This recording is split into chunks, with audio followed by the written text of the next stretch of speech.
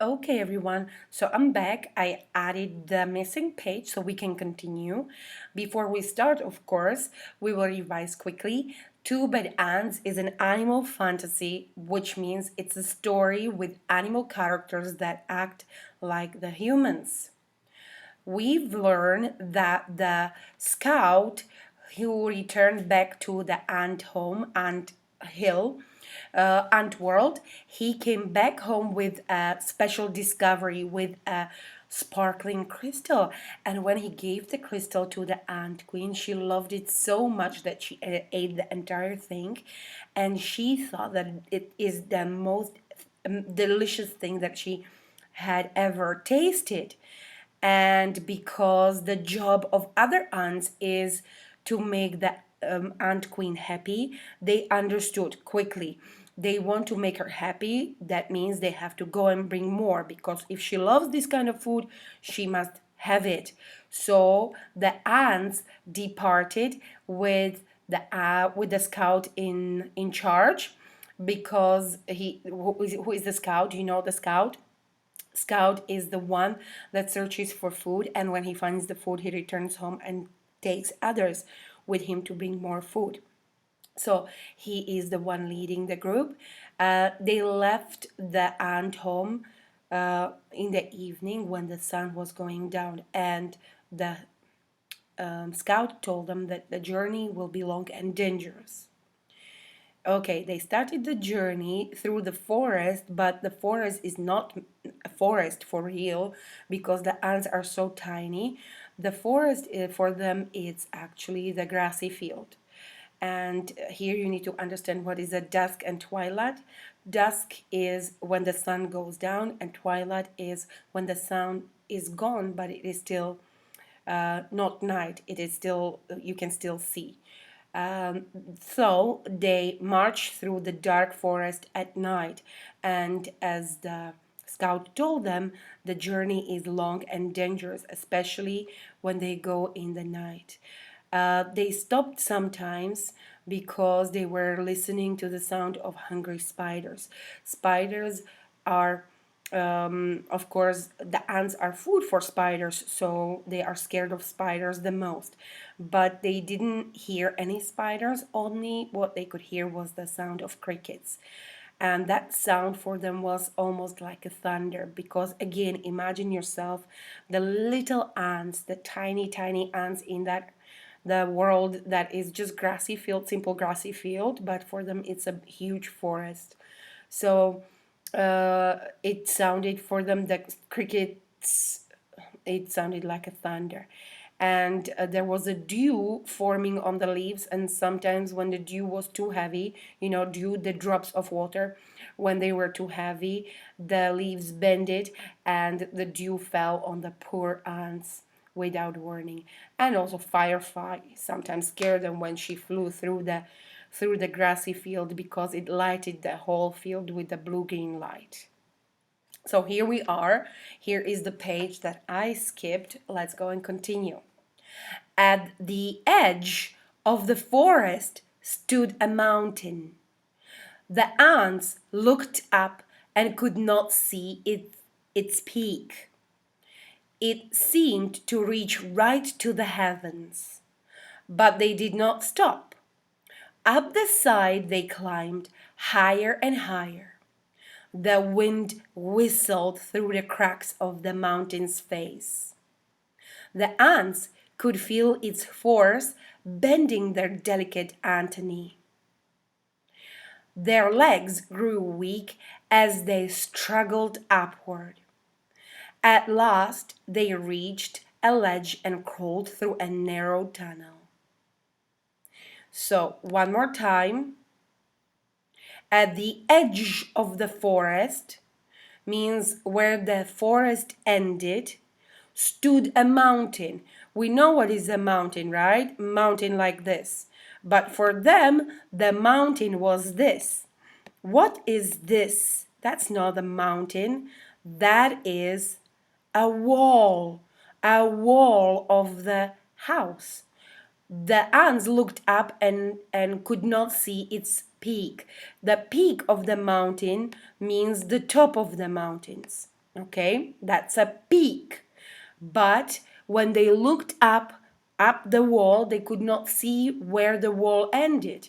It was so huge for them. It seemed to reach right to the heavens, all the way up to the sky. But they did not stop. Up the side they climbed higher and higher. So one more time, when the at the edge of the forest, when the forest ended, that means the grassy field ended, there was a mountain. The mountain was not a real mountain, that was a wall of the house. And it was so big for them that the ants could not see the peak. The peak means the top of the mountains. They it seemed like the whole mountains reached all the way to the sky, but it didn't stop them. They climbed up and up and up. The wind whistled through the cracks of the mountain's face. You know, there are cracks between the bricks, there are cracks, so the wind sometimes goes through the cracks. The ants could feel its force bending their delicate antennae. So the antennae, you know, the ones that they have, the feelers that they have on their heads, the wind was blowing so forcefully, fiercely, that it was bending their antennae. Their legs grew weak as they struggled upward. See, even poor legs, because they had to climb up and up and up and up and up, so their legs became weak. At last, they reached a ledge and crawled through a narrow tunnel. The ledge means the window, and they got inside the tunnel. They got inside the tunnel. Sometimes the ants get inside the house through holes. So when you have a hole in the window, they can get through the window. They can get through there inside the house. So where are the people? Where are the ants? Could you see on this picture? They are in the house. The strange world. When the ants came out of the tunnel, they found themselves in a strange world. Smells they had known all their lives, smells of dirt and grass and rotting plants had vanished. There was no more wind, and most puzzling of all, it seemed that the sky was gone. They crossed smooth, shiny surfaces, then followed the scout up a glassy, curved wall. They had reached their goal. From the top of the wall, they looked below to a sea of crystals. One by one, the ants climbed down into the sparkling treasure. Okay, let's go and explain.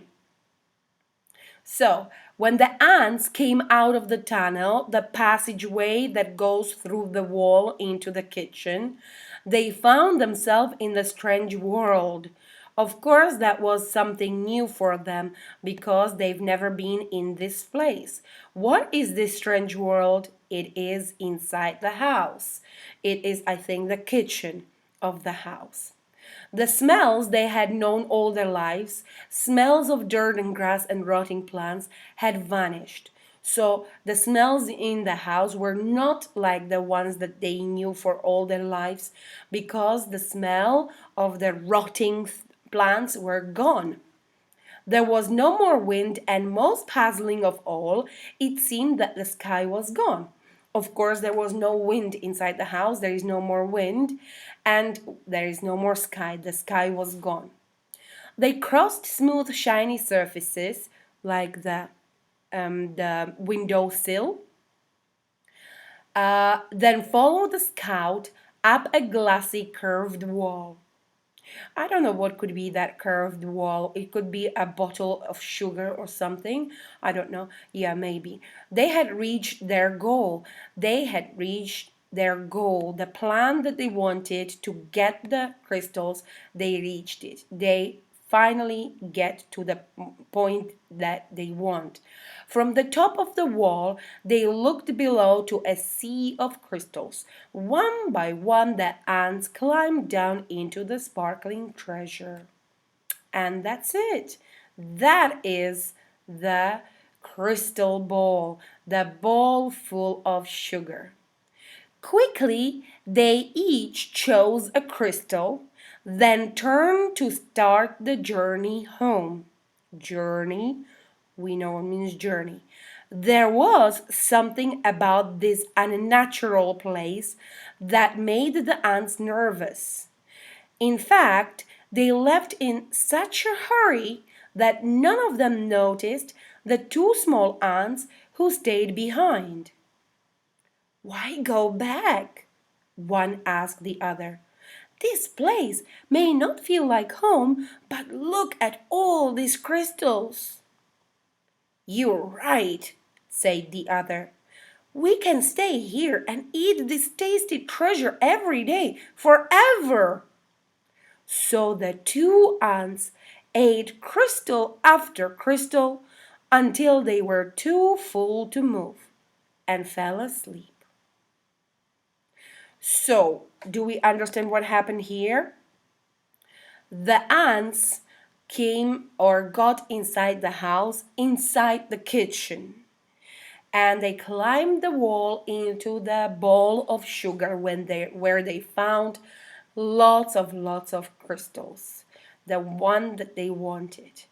Quickly, every ant took one crystal, and they decided to quickly go home because they felt that there is something unnatural, something not usual about this place, and it made the ants nervous. But all of the ants they left in such a hurry quickly that they did not notice the two small ants who stayed behind. Because these two little ants say to each other, why go back? This place may not feel like home, but look at all these crystals. See? And the other one said, you're right. We can stay here and eat this tasty treasure every day forever. So these two bad ants decided to stay and not go home because they were selfish. They were thinking only of themselves. They thought that they could eat every day this tasty treasure and be happy. So the two ants ate crystal after crystal until they were too full to move and they fell asleep.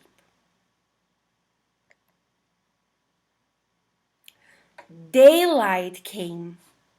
The sleeping ants were unaware of changes taking place in their newfound home. A giant silver scoop hovered above them, then plunged deep into the crystals.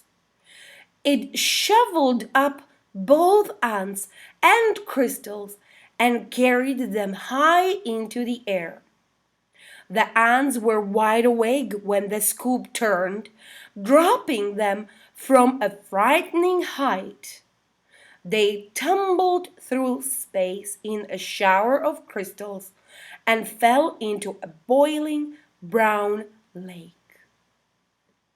One more time, what happened here? We need to take it slowly. Daylight came because if you remember, the ants were walking through the forest in the night. It was all the story happening in the night. Now the two little ants fell asleep, so daylight came. The sleeping ants were unaware. They didn't know, they didn't notice of changes taking place in their newfound home. A giant, a big silver scoop hovered above them, then plunged deep into the crystal. You know, when you have a spoon, that they think it's a scoop, a shovel. Hover above them means moved above their heads and then went deep inside the crystals. It shoveled up, it picked them up, both ants and also crystals, and carried them high into the air. So, one more time, when they woke up, they didn't know that there was something new happening in their house, in the new home. At this big giant scoop, which means the spoon, moved above their heads, and then went deep into the crystals, and picked them up and the crystals high in the air. The ants were wide awake when the scoop turned. You see, the spoon turned, dropping them from a frightening height, from very big height, from up high. They tumbled through space in a shower of crystals and fell into a boiling brown lake. So someone scooped them up in the sugar bowl and then turned the spoon and dropped the sugar with the ants into a boiling brown lake. What could be the boiling brown lake?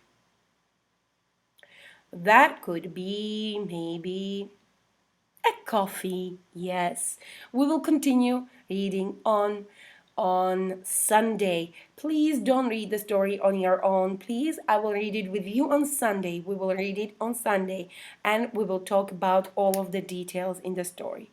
Okay, thank you so much. So let's wait till Sunday. You can keep sending me your vocabulary because I will post more vocabulary homeworks on Sunday as well. So if you have vocabulary homework done, please send it to Miss Farah and Miss Farah will send it to me and then I will post it here in the videos. So thank you for now. Please don't read the story. Wait until Sunday. I know you want to read it. I know it. But please don't read it. We will find out what will happen to these little ants on Sunday.